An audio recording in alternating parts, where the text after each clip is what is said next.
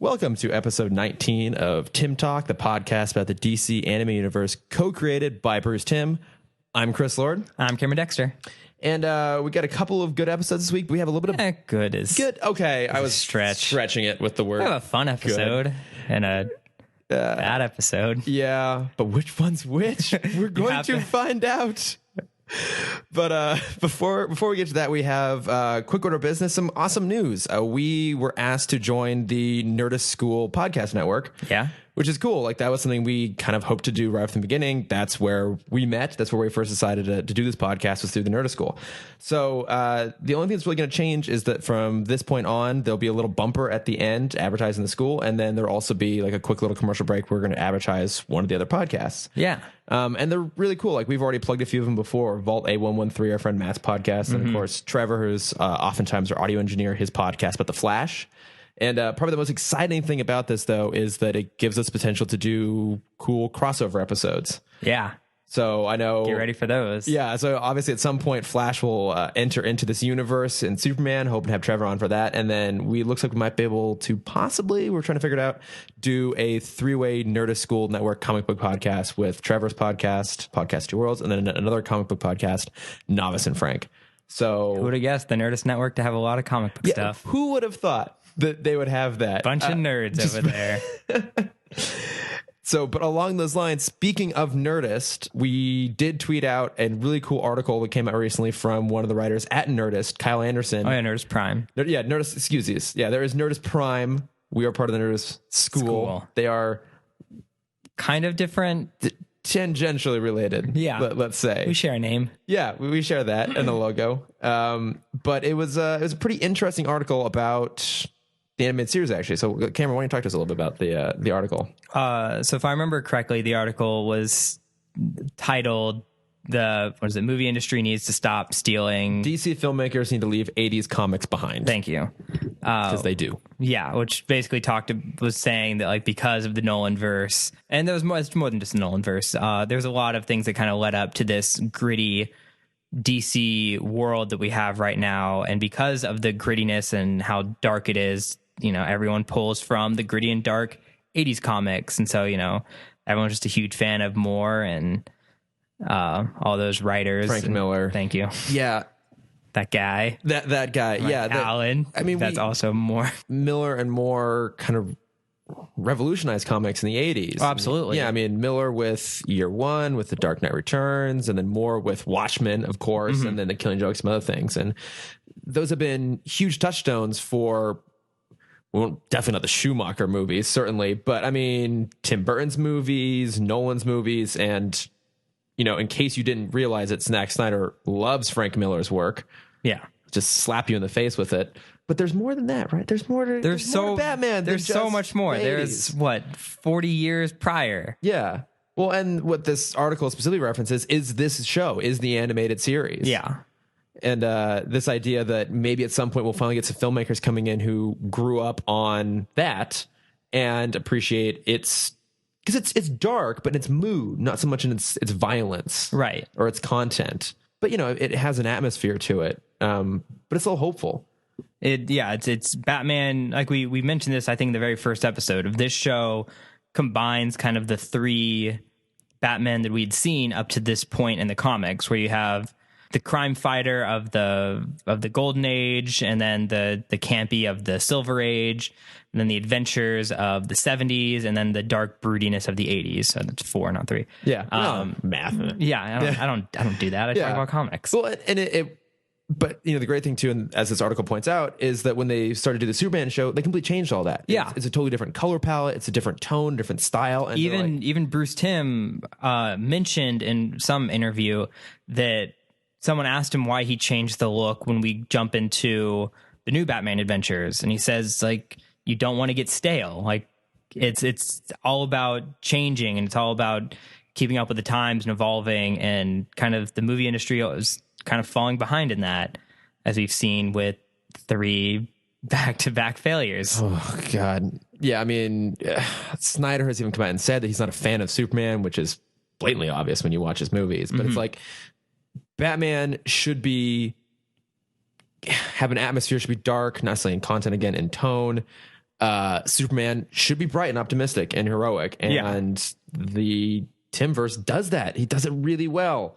And the filmmakers haven't. And I really wish that they would start. But I don't see that changing anytime soon. Yeah. Well, I think what the article is saying is the people that grew up on the 80s comics are now the ones running Hollywood. And that's what we're getting in the next 5-10 years. The whole dynamic is going to change. And so we're going to start to see the filmmakers that this was their first entrance to Batman into the superhero world. And they're going to be the ones that really reshape everything. Yeah. That, maybe at a certain point, the current era of comic book movies will kind of fizzle out. And then maybe, 10, 15 years down the line, maybe when some of us are a little further in our film careers, we'll take a look at it. I'll get to work on that, Chris. Yeah, get to work on that. Can you please? I was looking at you directly. I know. Yeah. But speaking of mediocre things. Yeah. Segue. We're going to talk about Cat Scratch, the great Nickelodeon cartoon series from 2005. You mentioned that earlier. I don't remember that show. No one does. It's fine. It was very mediocre, just like this episode. Okay, I don't remember Cat Scratch at all. So the episode is called Cat Scratch Fever. Yeah, like the Ted Nugent song. Yes. Yeah. You can bring up tangents too. I'm learning. You're learning from the best. Cat Scratch. Do you remember the Aristocats? You love the Aristocats, right? I love the Aristocats. Yeah. So it's basically the next step of the Aristocats, where the woman left her inheritance to her 3 cats. This is actually like after the woman passes away. It's based on these three cats that now just have millions and millions of dollars, and they have this whole mansion to themselves. It's actually it's pretty fun. It has its moments. Okay, it's a good kind of like, I miss Cat Dog. Let's make more Cat Dog. Okay. It's that kind of humor. But we have so much to say, or realistically, not that much to say about Cat Scratch Fever, the episode. Yeah. It basically opens up that rather than 25 years in prison, Selena gets a 5-year probation, but she can't dress up as Catwoman ever again. So this takes place immediately after... I don't know if it takes place not immediately after. Like there's like a loose continuity, I'd say. It follows up from the Red Claw. Is that her name? The Cat in the Claw. No, the villain. I think her name was Red Claw. Yeah. Where I guess Selena, was she arrested at the end of that? I guess she was. I don't know. It's been a while. I don't remember. I think she was. I do think it's really funny that so far this is the only criminal we've actually seen prosecuted for their crimes. Yeah. And even funnier given that Daggett is the main villain of this episode and all the shit he's pulled and nothing happens to him. There was, if you saw the newspaper at the very end, we'll get to it. I think there's a single line. There's a little something there. Yeah, but so Selena is back out. She's doing her thing. Alfred's like, oh, maybe that, you guys can get back together. And Bruce reminds him like, no, Selena's not with Batman. Not with Bruce. Yeah, a lovely 12th Night situation we have going. That went way over my head, but sure. 12th Night? What's that? It's my favorite Shakespeare play. Oh, I've only read Hamlet in school. Oh, that's fine. Have you ever seen She's the Man with Amanda Bynes? Can't say that I have. All right. Well, it's the exact same story. It's great. Now I'll go into it later. Okay, well, I'll have to go brush up. We'll talk about it off Amanda mic. Bynes Uber later on. Yeah. And it's I think Channing Tatum's first movie. Oh, that's right. Yeah. Okay, well, now I'm interested. Yeah, 2004 Channing Tatum. He's a baby. Oh. Well, this is pre-step up Channing Tatum. Oh. Does he still have abs?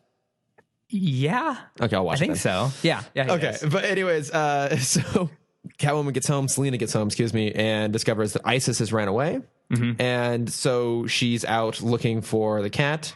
Did you happen to catch the name of the boat that she walks past? Like, she's at the docks and she walks past a ship. I did not. So I think if you take a glance at it, it looks like the boat's called the Titanic. It's not. It's called the Tantric.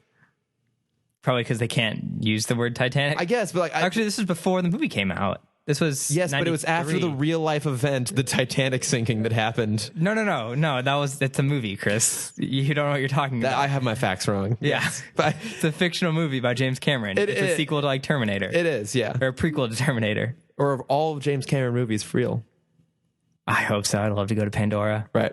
Actually, I mean, Skynet's gonna be real. We're basically and aliens. We're basically there. Did we get the whole True Lies? I don't know that one. That's the best one. I went through all the ones I know. I went through the blockbusters. Jesus. Okay, well, go watch True Lies. You go watch True Lies. I'll go watch You go watch True Lies, and I'll join you for that, and I'll skip She's the Man. So Selena's out looking. She comes across a whole bunch of goons who are trying to capture stray cats. Batman swoops in and saves her from getting hit with a garbage can. And then Montoya shows up and then arrests Selena. Not sure what for. We find out that Daggett is poisoning animals with toxins that turns them feral. This episode, like we said before, is kind of mediocre. Yeah. But this plot point, this is the plot of Arkham Asylum, the game. When he first injected the cat, I thought he was making Titan, the upgraded Bane serum that makes everyone crazy. I guess it is. Well, and I got really excited. Wait, but in Arkham Asylum, was their intent wasn't to poison the city and then... No. It was just bigger and better super soldier serum. Okay. But DC version. Okay, and actually I have more to say about that too as we get to Doctor Strange in the next episode, because there's some bridges there. But you're right, it is kind of similar to that. Yeah, and then it just kind of went downhill after that. Yeah, exactly. So the animals have this virus, and if they bite anyone or anything else, another animal or person, the virus spreads. They have ISIS. Bruce posts Selena's bail. She reminds him that she only sees him as a friend. Poor Bruce. Poor Bruce. Money can't buy love. Nope. So, but Selena dressed up as Catwoman, goes back to Daggett Labs. She gets bitten by poisoned ISIS, stumbles out into the snow trying to save the cat. Batman finds her, kind of stashes her away, goes back to the labs, and that's when we finally get the real plot here of... what are you going to say, like 12, 13 minutes into the episode? This is the last paragraph of my notes. I have basically summarized the entire thing up to this point, because... Batman discovers the true plot here is that Daggett plans to unleash this toxin via the stray animals, and then make a fortune selling the antitoxin. Yeah. So its villain plans go incredibly dastardly, kind of reasonable-ish. It would actually probably work. Batman stashes away a copy of the antitoxin in the weirdest compartment ever in his utility belt. I don't know if you noticed this as well.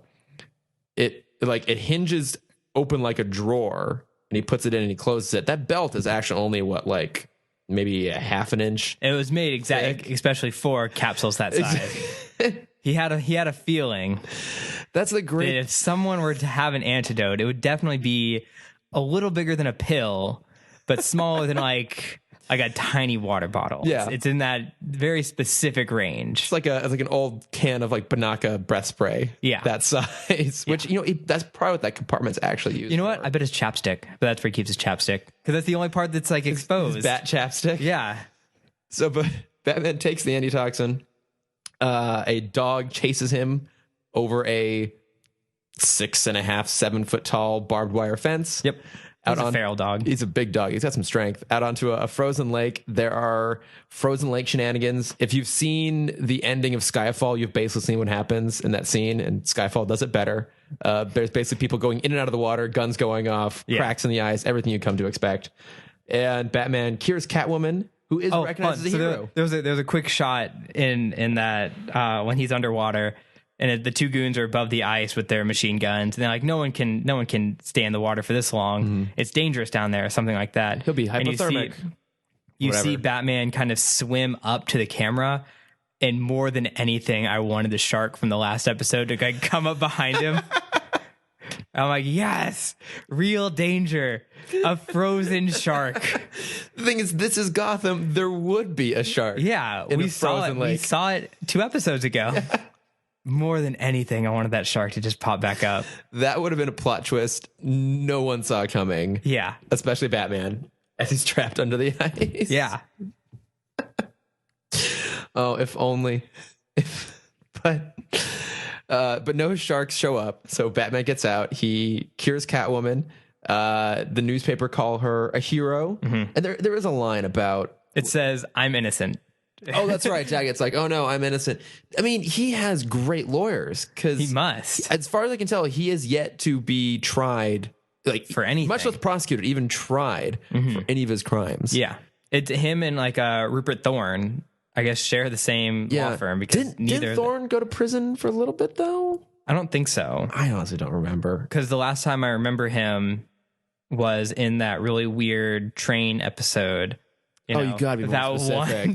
The one train where episode. It was the older crime boss He was having the flashbacks because his brother, the one who was supposed to have died in that train wreck, but instead just like lost his limb and became a priest. It's based off of Angels with Dirty Faces. That I don't know if that's that one. I don't remember. That's either the real episode or the spoof from Home Alone. I forget. But with Cromwell and the father. And, yes, Cromwell. Yeah, Cromwell is not actually Cromwell. It's Cromwell. Yeah. So Daggett, he's innocent. Yeah, he's gonna get off, of course.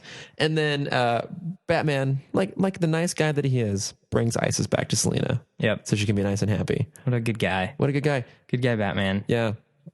That's the episode. Yeah. Like. Any commentary on it? There was one big point that the beginning of this episode really bothered me. I don't know if you noticed this, but this and the next episode were actually the last two ones that ACOM animated for Batman, because the opening scene of this is atrocious. Oh, when she's in the courthouse? Yes. Yeah. The judge looks like she's a blob. She could have been Clayface for all we knew. She looked so poorly drawn and so poorly animated. For the first like 5 to 10 minutes, the audio was off. Like the mouths didn't sync up. Did they? I don't know if they ever even really fixed that. I don't think they did. Yeah. And then the part that I like paused because it just made me feel so uncomfortable was still in that courthouse scene. But looking at the background characters in the courthouse, they didn't even look like people. It was just like a brown blob with eyes. And even like the dog at the end, like you can barely tell it's a dog. Yeah. It's like some weird like Star Wars alien monster thing. Yeah. It looks horrible. But actually, it's good. You bring that up. It's a good point. This was the episode that got ACOM fired. Yeah. That they're just like, nope. And it looks horrible. Yeah. There was a good reason. Yeah. I mean, we talked about them before during the Feet of Clay episodes because they did part 1 and then part 2 was done by another company whose name I don't remember. Yeah, I don't remember either. But yeah, I mean, you can see the very clear animation difference. And like, obviously that's not really a thing people bring up very often. No. Is because animation studios you're supposed to not be able to tell when you switch studios, but you can really tell in this series. Yeah. Well, you look at like Robin's Reckoning or Heart of Ice, like those are beautifully animated episodes, and then there's this. Yeah, doesn't quite work, but yeah, I have actually basically nothing else to say about this episode. I had a question for you. Yeah. Of why doesn't Batman just tell her? Like, I'm tired of this love square they have going on. Oh yeah. Like he loves her. She is Catwoman. Catwoman loves Batman. Batman is Bruce. I know. This like bow tie of love is frustrating. That's a great way of describing it. That's what it is. It's like it is a bow tie. I don't, because like he told the Gray Ghost. That's true. He just told without even like some random old man in financial straits, like dire straits. Right. He doesn't tell, which is the plot of the whole next episode. Not financial problems, but like Gray Ghost could easily profit off that information. Very much. Yeah. I don't know why he doesn't tell Selina. It's bothersome. Do you think that maybe sometimes he told a kid? He told a random kid. He brought some random urchin to his house. Yeah. To just fool around with the silver tray. But that kid couldn't talk. So that's true. Yeah. He probably had him killed afterwards. Do you think it's like maybe you think he enjoys it? Is that what you're going to say? You think he enjoys the chase? Well, I mean, we've talked about the fact that he's a total drama queen. Right? Oh my gosh! Yeah. Maybe he invents drama for himself a little bit. It's all the fun he has when Joker's in prison. Yeah, I mean, think about it. Like every day he's out there, like doing these crazy situations, fighting people, like living this totally hyperbolic world. There's no way he can let his romantic life be normal too. No. What would he do if he had a normal romantic life? He wouldn't have time. No. Yeah, it doesn't work for him. You know. That's the thing. He knows he can't settle down with her. That's why he's in love with her. It's what he can't have. I just realized this. This is the worst iteration of Batman being a playboy. I think so. Yeah. Well, we've had moments though where he's playboy-esque. But compared to the other, because I mean, we obviously know this version of Bruce is kind of more put together, and they stray away from the like stupid billionaire playboy. Yeah. And he's more engaged with Gotham. He works with the company more. But yeah, compared to, that's the 90s films, he always has a different girl on his arm. That's true, yeah. Is it in Dark Knight? Yeah, where he just buys the restaurant and Batman Begins. Yeah. It's Begins. And that one, at least they show it as being like him putting on a persona. But yeah, I mean, he's doing the whole image, and then in Batman vs Superman, didn't he wake up with some random chick? And I think so. Sounds about right. Who knows? Yeah. And then of course the most playboy of them all was obviously Adam West. Oh my gosh, he's still a playboy. That's true. He is. Yeah, he's got that voice. Just you don't even need to see him. No, it's like lights off party. Yeah. Okay, so I think that basically wraps up for this episode. Yeah. Okay. Oh, so one more quick question dealing with the toxin that's not Titan. The way they talked about it, I thought it was going to make people like similar to the cats and dogs. I thought they were going to go crazy. Yeah, go rabbit. I thought this was going to be another fear toxin situation. But she just I was ready for like a full on like Catwoman to pop out after she got scratched. I'm like, oh shit. Cause she took off the mask and I'm like, she's going to start growing like cat hair and she's going to be like a straight up werewolf cat. And then she just passed out. Yeah, she just, it's like having like a really bad flu. It's funny you mentioned that. I feel like one of the episodes coming up has to do with a genetically literal cat person. Thank God. I think Man-Bat's not enough. I think Tiger. I just keep seeing the thumbnail like on Amazon when I'm looking at the episodes, and that's what keeps showing up. So I think that might be a thing. But I was on the same page as you. Like, you expect the people who also get it to go feral, but for some reason it only does that in But then I guess later when they reveal the plot, they're like, yeah, it's supposed to be the next plague. I'm like, well, this is dumb. Yeah, but plagues don't make plagues are boring. Yeah, I want a full city of animal creatures. Yeah, well, give it time. Yeah. Even if we have to wait all the way till Batman Beyond, eventually we get animal creatures. We do. That's true. So we will get there eventually. And Static. Oh, yeah, that's right. That happens in Static. Yeah. Static too. Yeah. So now we're on to the strange secrets of Bruce Wayne. Yes. The better of the two episodes. This was a lot of fun. This was a lot of fun. It was fun, especially towards the end there. It gets to do some pretty fun stuff. Because I think this is the first time we see, I guess we saw the villains in that Scarecrow episode a few weeks ago. But this is the first time like villains interact with each other, and that's awesome. They do have a lot of fun banter at the end. Like I could just watch a whole episode. I had that in my notes. Oh, yeah, really? Of like, we'll describe the episode. We'll but before we get to that, the best part, it starts out with a judge is making a trade for a tape, some sort of blackmail on a closed bridge that I thought was rigged for demo based on the way they set it up, but it's not. It's just closed. Yeah, it's because she's a judge and she can do that. We got Chekhov's bridge here. And what bothers me, quick side note, is why do villains do anything outside anymore? It's a good point. Like, actually, daytime inside is your highest chance of getting away with anything in Gotham. Yeah, I mean, hey, the criminals in Nolan's verse, they figured that out. Yeah. Why can't these guys? I guess because there'd be no show. I guess, but I do agree with you. It would make a better challenge. It would.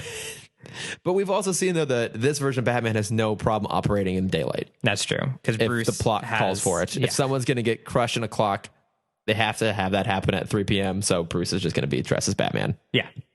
And we have Superman syndrome all the time, too. Oh, that's where true. He has to clumsily save the day. Yeah. Oh, sorry. I didn't mean to knock over this cake. Oh, no, there was a bomb in the cake? Wah. Thank God it fell over. It's a good episode. That was a good episode. But until that happens, Bruce is out in the daylight trying to stumble his way through solving crimes. He's out at night. Yep. Trying to solve this one. Man, I really stretch some of these segues sometimes, don't I? I really do. No, it works. I have no problem with it. I hope I get better. I won't. So the one of the goons, Numbers, can literally listen to a stack of money and tell I hope that's like a straight up superpower. Yeah, because he like flicks it next to his ear. He riffles through the bills and he knows exactly how much money it is. Like, can he tell the different bills? Like, what if it's a stack of, what if there was like a single 50 in there instead of 100? Yeah. Like, could he tell, does it have a different sound? What I do love, though, is... Could Daredevil do this? Oh, of course Daredevil could do it. I mean, he knows... He can just feel these things. He can super senses. But I love how just by calling this guy Numbers, it explains why he has that gift. I love it, though. It works pretty well. So the judge is $20K short. Batman swoops in. The tape kind of gets knocked out onto a beam. Struggled for that word. And the goons get away. The tape ends up falling into the river. and somehow the judge passes out and is like temporarily, permanently unconscious, sort of like she's not waking up anytime soon. Yeah. But they do discover that the goons had a connection to the Yucca Spring Resort where the judge was just vacationing. Mm-hmm. And who owns the Yucca Spring Resort? Good old Mr. Daggett. Yep, who doesn't make an appearance in this Good episode. old Roly Roland Daggett owns the place because, of course, someone has to do it. Yeah. So Bruce goes out there. He decides he needs a vacation to go investigate. Yep. I did like, as Alfred was unpacking his suitcase, we discovered that Bruce is a tidy whitey's man, which that doesn't Oh, of course. That doesn't seem This right. is the 90s. This is the era of God. Marky Mark's famous rap career where he would just strip That's to his true. underwear. You know what? That's true. Bruce Wayne The probably... one gay bar I've been to had a giant, 36 by 48 portrait of just Marky Mark in his underwear. Which gay bar was this? I don't remember. Where was I? I hadn't met you yet. Oh, Yeah, I'm sorry. this makes me sad. All right.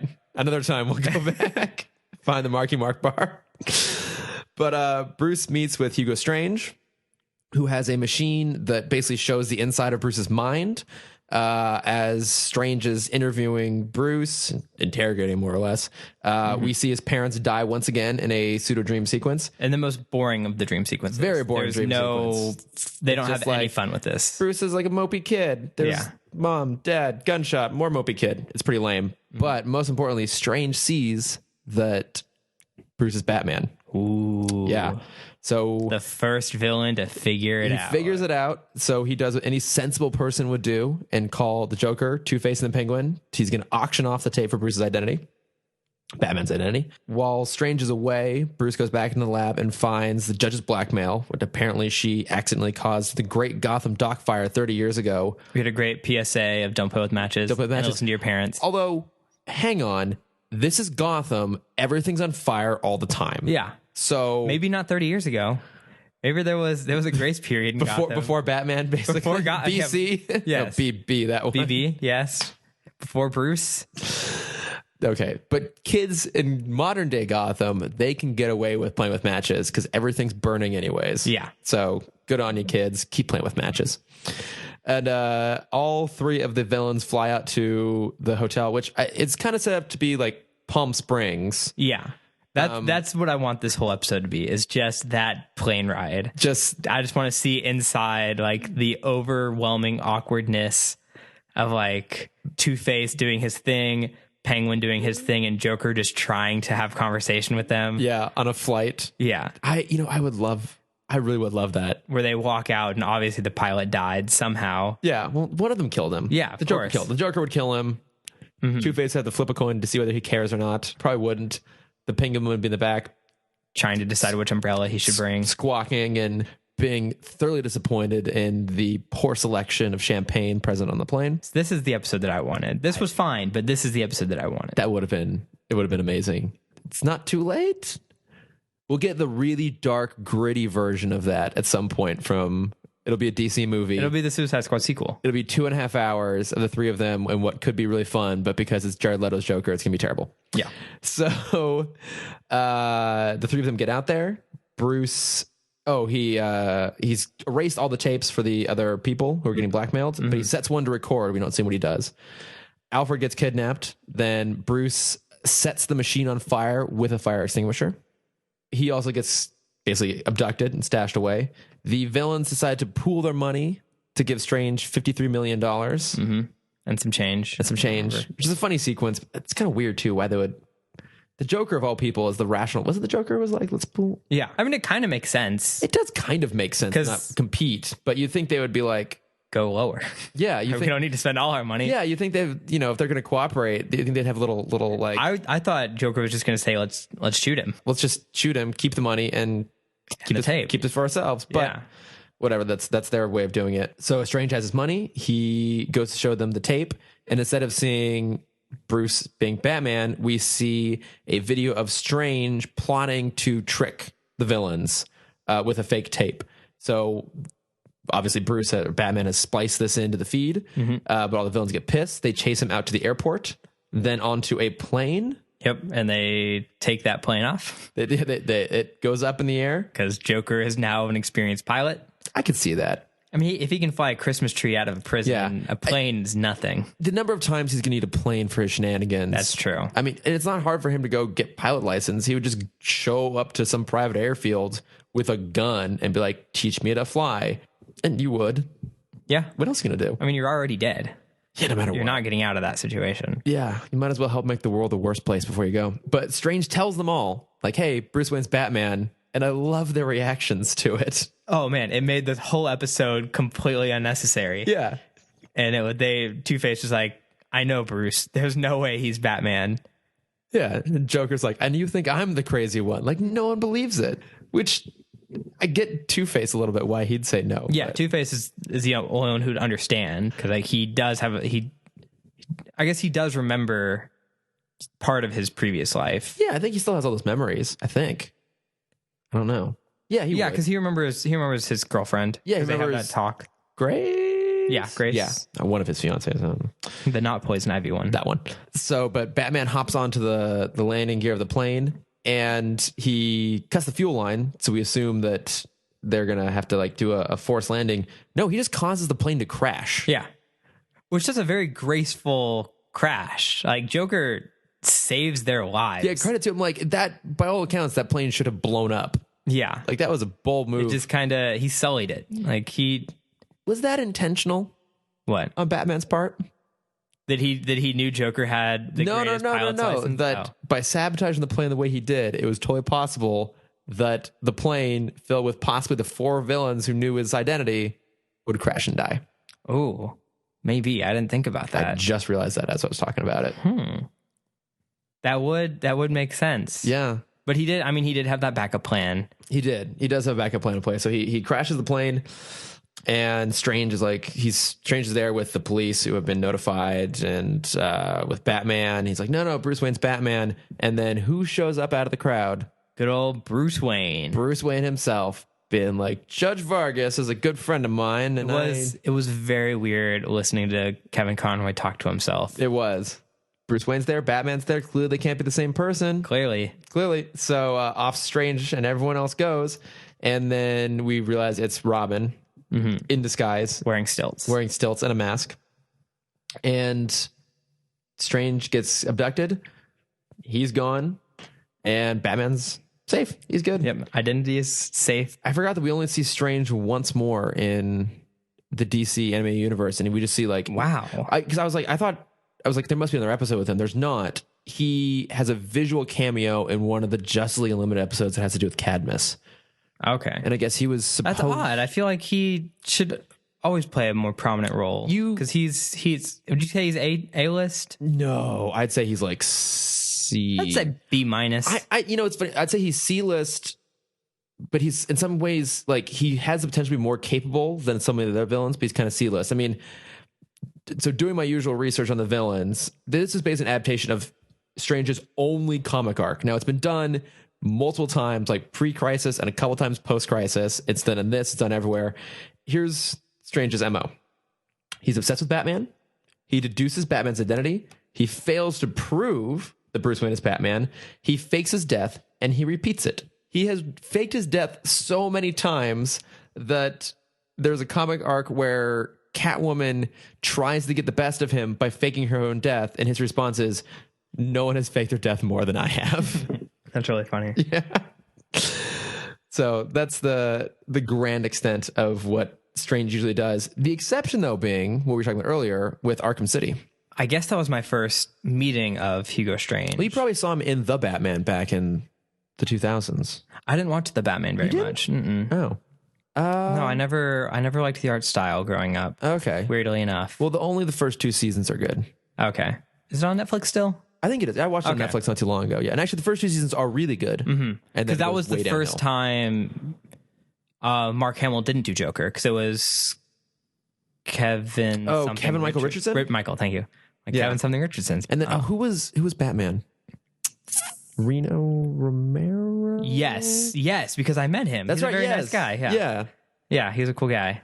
I want to not going to tell my LA stories. They make me feel very pretentious. No, it's fine. No, it's great because you met him and you actually like talked to him. Mm-hmm. a tangent aside, I keep kicking myself. I ran into, Cameron knows this, but our few listeners don't. I ran into Joss Whedon in the comic book section of Barnes and Nobles, and I didn't say anything because I was scared. It's because we're DC fanboys. We don't communicate with them. But he's the best. And I could have even been like, I could have been like, hey, like, you got any recommendations for as someone who spent a solid all of the past 2 days just listening to Dr. Horrible's blog. Sing-along blog? Yeah. It's great. Oh, yeah. It's great. I forgot the soundtrack's on Spotify. I've been go listen to that jamming again. out to it. Oh, that is really good. But yeah, those are stupid, pointless LA stories there. Yeah, LA. Yeah, I mean, I have some other notes about Strange, but they're really not that important. I mean, he had his first appearance in Detective Comics number 36 from 1940. This particular episode is based off of the Strange Apparitions arc, specifically The Dead Yet Live and I Am the Batman from Detective Comics number 471 and 472 in 1977, where it's basically the exact same plot, except it's Rupert Thorne instead of the Joker. I had forgotten this, or I didn't think about it, but this is the exact same plot as Batman Forever. Yes, because I was going to bring that up because I love the ending of Batman Forever when Bruce walks into the prison and they're like, Riddler keeps saying he knows who Batman is, and then he walks up, he's like, Edward, do you know who Batman is? He's like, yes. And he pops out of shadows, I am the Batman, and he's made like toilet paper wings. Yeah, in a straight jacket. Oh yeah, it's a straight jacket. Yeah, it's a little thing. He's fine. That's one of my favorite scenes of that movie because it's Jim Carrey just doing Jim Carrey. Yeah, and he works in that movie. He's actually acting, unlike Tommy Lee Jones. Yeah, or Nicole Kidman. I only remember Chris O'Donnell. Or Val Kilmer. It's the Riddler movie. It's pretty good. Do you have any other notes or thoughts about this? Clearly Mark Hamill saved this episode. Oh, he did. He's great. It was a very mediocre story and everything up until I think the voicemail was great. Oh, yeah. So Hugo Strange just like gets Joker's phone number somehow and calls him, and it's I don't remember exactly what it says, but it's like, please leave your message after the shriek, and he's like just kills the guy in his voicemail. It's like great. It's very jokery. Yeah. And then the very last line I also really loved, which was when they're putting Joker away. He's like, Arkham is very nice this time of year. Oh yeah. And he walks away. I'm like, yeah, very fit. This is a very good like Joker one-liner episode. Yeah. I guess for listeners, I assume some of you guys probably actually watch the episodes before we talk about it. If you don't, you can definitely skip Cat Scratch Fever. I'd say watch this one just for the interplay between the three villains, because we can't do it justice. It is really, really fun. It's worth watching for that alone. Anything else? I think we covered it all. Okay. So I forgot to mention this in the last episode. So we talked about this PSA was all about don't play with matches, listen to your parents. I forgot the last episode was very topical for the time, and it was an anti-animal drug experimentation. Because I forgot in the 90s that was a huge problem. Like animal testing? Yeah. Oh, yeah, I guess it was. And so it was a very and I guess that's why I just like... Yeah, I mean, that's the plot of Beethoven is all about animal testing. So. Yeah. And it's just...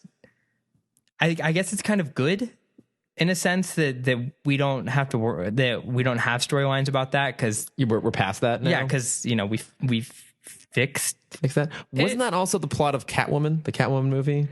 Not as much. Okay. I haven't seen it. I'm probably not going to. All right. So if we're done with the episode, I have a challenge for us.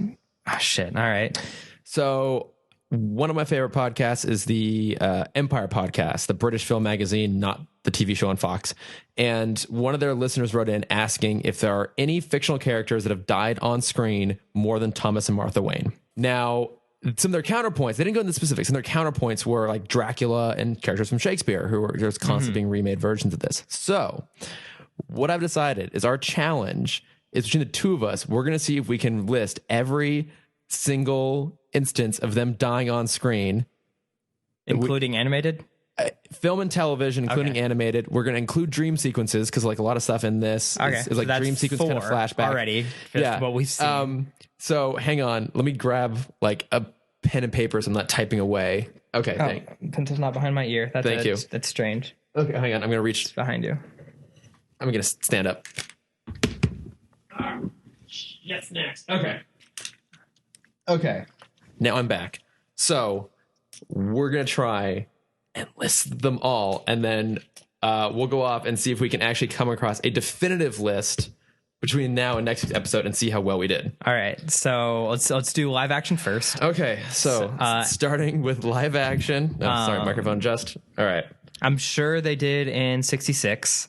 No, they never did in the 60s. They did? Oh, wow. Okay. I know that for a fact because I know they never did in the 60s. I think there might have been, I think the first one I can recall, I haven't seen it, there was like an animated TV episode, I think, that referenced it at least, but I don't know if they died on screen or not. I doubt Super Friends. Super Friends is too bubbly. They probably didn't show them die the amount of references, so I'm going to assume it started with 19. I'm going to assume number one would be 89. We see them again die in Forever. Yep. Okay, so, and then... Did they die in Return?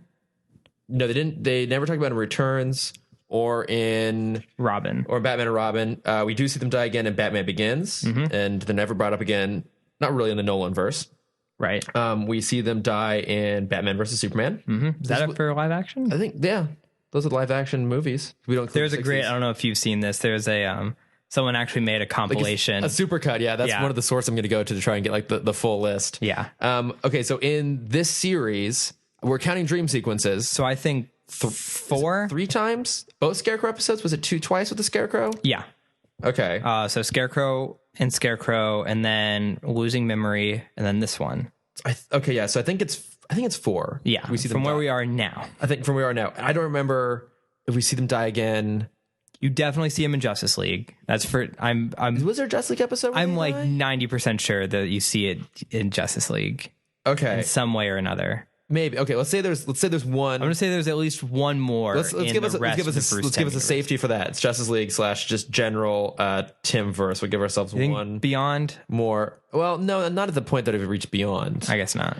Okay, so then I don't think we see them die in any of the Timm animated movies, the Timm verse animated Phantasm, movies. Return of Joker. Yeah, and they don't die in Phantasm. Right. So now it becomes all the other animated shows. There's an episode that references their death. We don't actually see them die ever in The Batman. Do they die in The Brave and the Bold? I don't think so. I thought I saw a clip. Yes, they do. Okay. I remember the very oddly specific moment where he pulls on the pearl necklace. I think they reused that in like 2 other movies. Okay, so Brave and the Bold, and then so the direct to DVD movies. We're doing this without looking anything up. Yeah, just to clarify, my laptop is in fact closed. Like we can't see anything. This is completely off memory. Year One, I'm sure. Yeah. Oh yeah. Dark Knight Rises or Dark Knight Returns. Excuse me. Yep. Oh, that's the same moment where he pulls on the pearl necklace. Okay. I don't think Red Hood. No, I think we're past it in that. I don't think Justice League War. Any of the what's the one where he's in the coffin? He's in the is that no? That's not War. Where they find Batman's plans to defeat the Justice League. Oh shit! Doom, Justice League Doom. Doom. Is it? We actually see them die though. You see their corpses. Let's say it. Let's count it. Okay, Doom. Okay, so the Bat movies. It was Gotham Knight, which was the anime based off of the Nolan verse. I don't remember. I don't think so. I don't remember. Oh, do we see? I haven't watched it. Did we see them die in The Killing Joke? No. Okay. I don't think we see them die in Batman Superman Public Enemies, because I know there's a plot point in there about, or in the comic there's a plot point about Metallo killing his parents, but I don't think so. Crisis on Two Earths? No, definitely not. No. It's a good one though. It's one of my favorites. It is a good one. And then definitely none of the new 52 ones. So not Son of Batman. No. Not where he has everyone's in that mask. Court of Owls. Thank you. Oh, Gotham. Yeah. Oh yeah. TV show Gotham. We got to count that. We're only counting it once though for that show because they showed it more than once. I feel like the first 6 episodes they showed it. I only watched the first one. I couldn't make it. We're only gonna say it once for that franchise. Okay. We're at, I have 11 instances, but one of them, we're counting 4 of them for animated series. It's actually 1, 2, 3, 4. So 15? 14. We gave ourselves a cushion of 1 for the rest of the Timm verse. Yeah. I feel like I guess we're not counting video games, are we? We're not counting like Arkham? No, I don't think so. We're film and television exclusively. Yeah. So far, do you want to give a guess? Do you think we've missed some? Oh, and there's like give ourselves a little bit of a safety room. Do a Price is Right kind of situation. See if we hope we don't go over. So I mean, we're at 14. Should we say 15? I'm gonna go 19. Okay, I feel like we've missed a good handful. Cam's going 19. Don't you fucking say 20? No, I'm not gonna say 20. No, if anything, if I say 18, that's a more obnoxious one because that means that. Yeah, I guess that's true. Because it's underbidding you. I'm gonna say we maybe missed 2. I'm gonna go with 16. All right. The real challenge is going to be in the next week Actually finding them all. The exact. Because I didn't really want to do any research on this. I wanted to go in cold. I don't know if there's a definitive list out there somewhere, but we're gonna try and figure it out between now and next episode how close we were. And I'm sure someone is going to text me and be very furious about one of the ones that I've forgotten. Yeah. Okay, yeah. That's all the series is. I think we're good. You say 19, I say 16. We'll see what goes from there. So that is the end of our first live challenge on the podcast. Yep. See how wrong we were. We'll see how wrong we were. We're wrong about so many things. So moving on from there, Bat Plug. Fuck, how do I always fucking forget Bat Plug? I mean, that's kind of the point of Bat Plug, though, isn't it? What have I been watching? Oh, I know what I've been watching. I finally finished season 2 of iZombie. Okay. And I don't know if I've talked about this on the show yet. I don't think so. It's one of my favorite DC shows. Oh, yeah? It's very creative and fun. And especially because I stopped watching Arrow last season. Yeah, I did. Because it just got it's too dark and brooding. It's too much like what we always complain about. Yeah. And Flash started to dip into that dark area briefly. But iZombie is fully aware of what they are. They're very fun and light. Even though like it's all about zombies and like any step could lead to the zombie apocalypse. Okay. But it's fun. I'm usually not into those crime shows, but this one was very fun. It's pretty good. Yeah. So that's my good thing to plug. And then there's another show that I've been so unnecessarily addicted to because it's so bad. And it's called The Magicians. It's on I think it's on Sci-Fi. Oh, I haven't seen the posters for that around town. But just imagine if like Harry Potter was on MTV. Okay. It's that level of bad. It's very... That's not really bad. Oh, man. It's atrocious. But I have such a weak spot for, like, magic. Like that, yeah, those magic worlds. And it's basically, like, magic is a normal thing. But what's weird is the story of Narnia is actually, like, real in that world. And they're all trying to, like... Kind of cool, though. Yeah, it's just done very poorly. And it's not Narnia, but it's very much Narnia. Oh, it's not literally Narnia. Right. Okay. So that would have been cool. It's I don't remember the name of it anymore. But instead of going through a wardrobe, they go through like a grandfather clock. It's like this, like you're not even trying to be different. But yeah, no one should go watch that. Okay. Because I have like 2 more episodes left and I just can't wait for it to end so I don't have to watch anymore. Because I've started including our plugs in the description of the episode and posting them. I won't include that one. You don't have to. Okay. If people really care, you should make a better decision with your life. And what are you watching iZombie on? What platform? Netflix. Season 1, 2, and 9. Oh, okay. On Netflix. Yeah, cool, season 3 doesn't start till March. Okay, cool. Yeah, so I'll be sure to include that in there. I watched a web series called Go-Go Boy Interrupted.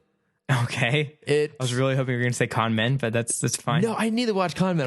I haven't done it. But no, this is a show. It's written and starring Jimmy Fowley, not Fallon, Fowley, who's part of the Groundlings Theater. And the whole thing is like directed, produced, and starring other members of the Groundlings. And it's, as you would expect, it's about a West Hollywood go-go boy who basically gets fired for being 30, but also a complete drunken mess. And it's really, really funny. It sounds great. Yeah. No, that didn't mean to come out the way that I realized as I said, great. That probably sounded like I really didn't care, but I do. I will check that out. Admittedly, I think it's funnier if you have at least a little bit of exposure to that world, which I even only tangentially do just because I go out in West Hollywood all the time.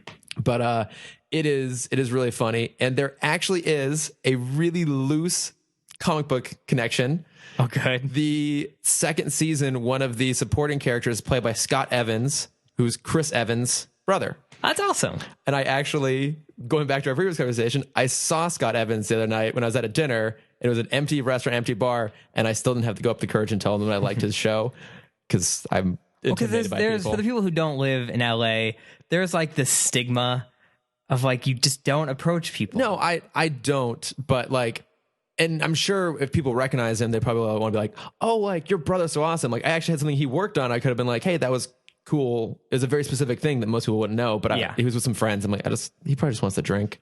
I'm just going to sit here by myself. So it's pretty damn funny. I recommend that. And then we were talking last week about Vasilius's podcast. Yeah. Tolkien Takeaway. Did you listen to one? I did listen to it. It's great. Yeah. Yeah. Like he's so passionate about Lord of the Rings. Like I'm sorry, Vasilius. I don't give two shits about Lord of the Rings. Like I've never read the books, although I have the copies. I enjoyed the movies, not so much the Hobbits, but like it made me want to go read the books and like revisit the movies because he just loves it so much. So no, it's a great. No, great I when I listened to the first episode, I remember trying to go back and listening. Or I do audiobooks, and so I tried to listen to the not one of the that one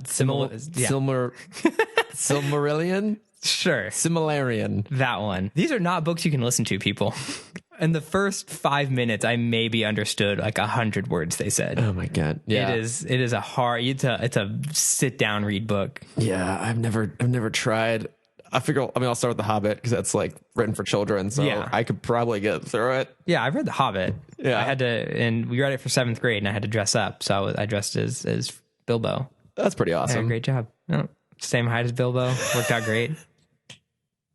It's perfect. Yeah.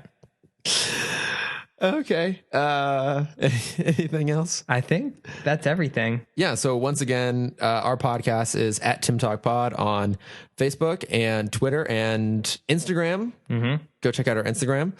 Cameron, where can we find you? You find me at Cameron Dexter or Cameron.Dexter. Yeah. Now that you know. Now that I know, you can probably find me at everything Cameron.Dexter. I don't remember. Well, your Instagram is .Dexter. Yeah. I don't remember what actually. Do you even have a Twitter? No. Okay. I'm not funny enough for Twitter. Okay, well, I'm not either, but I just have one anyways. And I'm a visual person. I'm a very that's true. Yeah, person. you're much better for Instagram. If you want to find me on social media, which why the fuck would you? I'm at Lordifer. And then, of course, now that we're part of the Nerdist School Network, go check out the Nerdist School in places. Yeah, online places.